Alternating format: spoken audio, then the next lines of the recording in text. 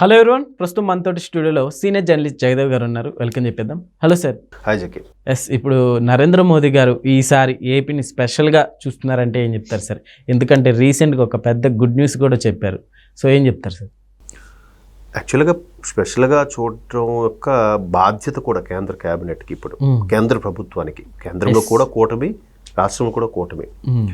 ఎందుకు స్పెషల్గా చూడబడుతుందనంటే, ఏదైతే పవన్ కళ్యాణ్ గారు కూటమి ప్రభుత్వంగా ఆంధ్రప్రదేశ్లో అంటే పోటీకి వెళ్ళే ముందే టీడీపీకి బీజేపీని కలపడానికి విశ్వ ప్రయత్నాలు చేశాను, దాంతో ఢిల్లీ పెద్దల దగ్గర తిట్లు కూడా చేవాట్లు తిన్నానన్నట్టు కూడా ఒక చెప్పారు మామూలుగా ఎలక్షన్ క్యాన్వాసింగ్లో.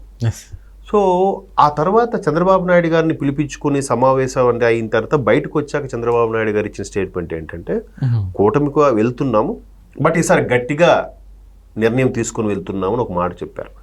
అంటే దాంట్లో చాలా డెప్త్ ఉంది. గట్టిగా అంటే, ఎప్పుడైతే రాష్ట్రానికి కావాల్సినవి కొన్నిసార్లు స్పెషల్ ప్యాకేజీలు, స్పెషల్ స్టేటస్లు అవి ఇబ్బంది కలిగించాయో 2014 నుంచి 17 మధ్యలో, 17 ఎండింగ్ 18 కల్లా చంద్రబాబు నాయుడు గారు ఎన్డీఏ కూటమి నుంచి బయటకు వచ్చేసారు. ఆ తర్వాత బీజేపీ మీద విమర్శించారు, మోదీ గారు విమర్శించారు.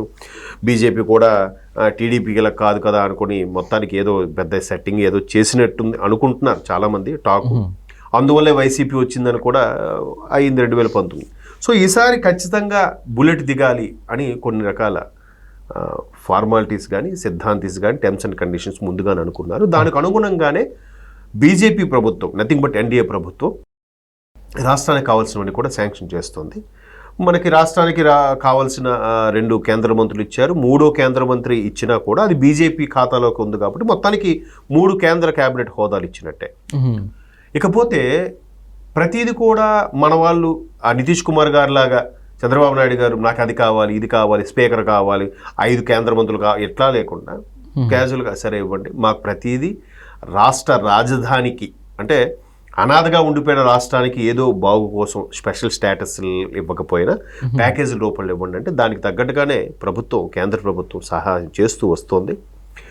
ఏదైతే వరల్డ్ బ్యాంక్ నుంచి ఇద్దామని అనుకున్నారో దానికి ఇనీషియేట్గా ఒక 15,000 కోట్లు ముందుగానే మంజూరు చేసింది. అది చేస్తూ రాష్ట్ర ప్రభుత్వం మీద భారం పడకుండా భారం కేంద్ర ప్రభుత్వమే భరిస్తుందని కూడా నెక్స్ట్ 2 డేస్లో కూడా అనౌన్స్ చేసింది. అదొక పెద్ద ఊరట.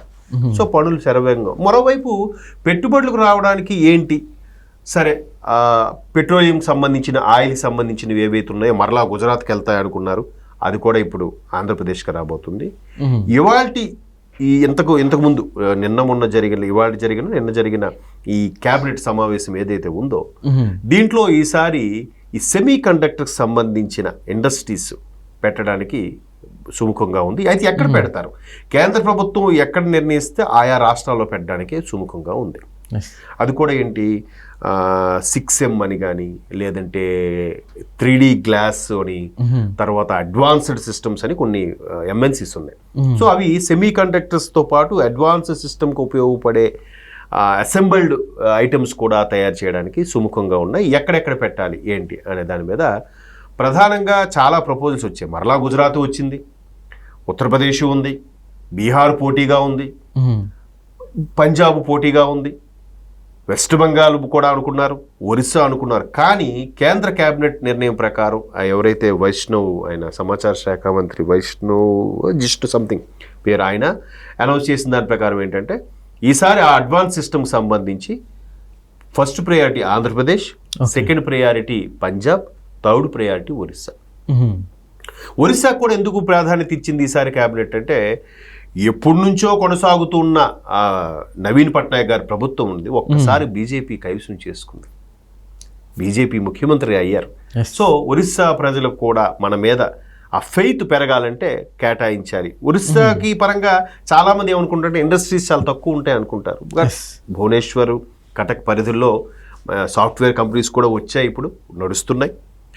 ఇలాంటి ఇండస్ట్రీస్ కూడా పెట్టడం వల్ల ఒరిస్సా, మీరు అబ్జర్వ్ చేయండి, మనకు తెలుగు రాష్ట్రాల్లో కూడా ఎక్కువగా ఈ రెస్టారెంట్స్లో కానీ, మాల్స్లో కానీ మీరు అబ్జర్వ్ చేస్తే అయితే ఒడిశా లేదంటే బీహార్ నుంచి వచ్చే వాళ్ళు ఉంటారు. సో ఒడిశా కూడా ఆ విధంగా వెనకబడి ఉంది కాబట్టి దానికి అక్కడ ఇండస్ట్రీస్ పెట్టాలని తలంపుతో ఆంధ్రప్రదేశ్తో పాటు పంజాబ్, ఒరిస్సాలోనే ఈ ఈ సెమీ కండక్టర్కి సంబంధించిన ఇండస్ట్రీస్, మ్యానుఫ్యాక్చరింగ్ సంబంధించిన ఇండస్ట్రీస్ స్టార్ట్ చేయబోతోంది. ఒక విధంగా ఈ ట్రంప్ ఏదైతే సుంకాలు భారీగా విధిస్తున్నాడో ఇంకా పక్కోడి మీద ఆధారపడకుండా మేక్ ఇన్ ఇండియా అనే కాన్సెప్ట్తో పెట్టుబడులను ఆహ్వానిస్తూ ఎంఎన్సీస్ను కూడా ఆహ్వానిస్తూ వాళ్ళకి అన్నీ కూడా సింగిల్ పేజ్ బాండ్తోనే అన్ని ఎంఓఏలు అన్ని డీల్స్ అన్ని మాట్లాడుకొని త్వరితగతంగా ఇన్ఫ్రాస్ట్రక్చర్ రెడీ చేసి అన్ని ప్రొడక్షన్ స్టార్ట్ చేయాలని తలంపుతో చేయడం వల్ల ఏమవుతుందంటే మనమే ఒకటికి సప్లై చేస్తాం తప్ప మనం ఒకటి దిగుమతి చేసుకోవాల్సిన అవసరం ఉండదు. ఒకవేళ ఏదైనా చేసుకోవచ్చినా వస్తు మార్పిడి కింద మీకు ఇది ఇస్తాం, మాకు అది ఇవ్వండి కదా. మనకు కూడా రష్యా లాంటి అగ్రదేశాలు సపోర్ట్ ఉంది. ఈ ట్రంప్ గాడు మనం డెవలప్ అయిపోతున్నామని ఏడుస్తున్నాడు తప్ప ఆడి ఏడుపు అంతా అదే. మనం దేనికి భయపడట్లేదు. అత్యంత ఎక్కువ యువత గల దేశం భారతదేశం.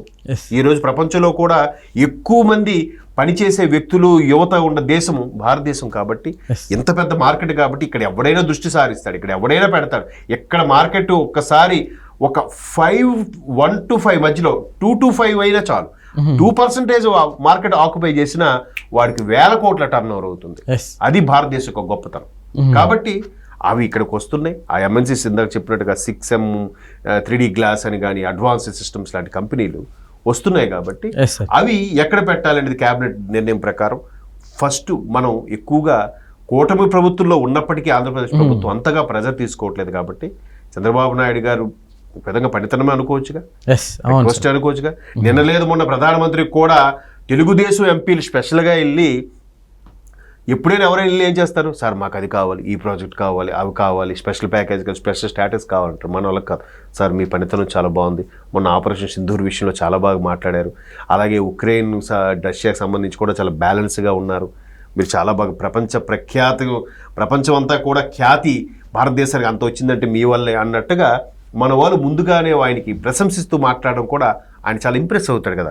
జనరల్గా ఎవరైనా వెళ్ళగానే ఏం చేస్తారంటే కంప్లైంట్ గురించి నోట్ చేసుకుంటారు. ఆ కంప్లైంట్ సాల్వ్ అయిన తర్వాత, sir complaint with in a పీరియడ్లో సాల్వ్ చేశారు సార్, మీకు thank you so much sir అని చెప్పి ఎవరు గ్రాట్యుటీ చూపించరు. ఎందుకు మేము పే చేస్తున్నాం కదా, ఆ మాత్రం వాడు కంప్లైంట్ చేయడా అని అనుకుంటాం. బట్ అది చేసిన వాడికి విత్ ఇన్ ద పీరియడ్లో చేసామమ్మా థ్యాంక్ యూ సో మచ్ అని అంటే వాడు ఎంత హ్యాపీగా ఫీల్ అవుతాడు. సో మోదీ గారికి కూడా రెండు రోజుల కిందటే టీడీపీ ఎంపీలు వెళ్ళి స్పెషల్గా వెళ్ళి కలవడం, నిన్నగా ఇవాళ క్యాబినెట్ జరిగిన తర్వాత ఆంధ్రప్రదేశ్కి కూడా ఆ అడ్వాన్స్డ్ ఏదైతే సెమీ కండక్టర్స్ సంబంధించింది ఉందో అది మనకు ఒక ఇండస్ట్రీ రాబోతుంది. అంటే ఇవన్నీ మీరు 2028 కల్లా చూస్తారు. ఇవన్నీ కూడా 29 ఎలక్షన్స్ కదా అందుకో చేస్తున్నారు కాదు. ఒకవైపు పథకాలు ఇస్తూనే ఏది రేపు ఆగస్టు 10 నుంచి ఫ్రీ బస్ అంటున్నారు. ఆల్రెడీ రైతులకు పడాల్సింది పడ్డాయి, తల్లికి 100 రూపాయలు కూడా పడ్డాయి. ఇంకేం మాట్లాడతారు వాళ్ళు? మాట్లాడలేకపోతున్నారు. అందుకు అలాగని వీళ్ళ మీద కేసులు లేవు కేంద్ర ప్రభుత్వానికి, బాబు అయ్యా లొంగి ఉండడానికి. అలాగని కేంద్ర ప్రభుత్వం మా వల్లే మీ ప్రభుత్వం నడుస్తుందని చెప్పి పీడించుకు తినట్లేదు. సామరస్యంగా వెళ్తున్నారు కాబట్టి ఒక్కొక్కటిగా వస్తున్నాయి. అదే ఇప్పుడు కావాలి. ఆటోమేటిక్గా ఆ రాష్ట్రంతో పాటు ప్రజలు కూడా అభివృద్ధి చెందుతారు. అది ఓకే సార్, థ్యాంక్ యూ.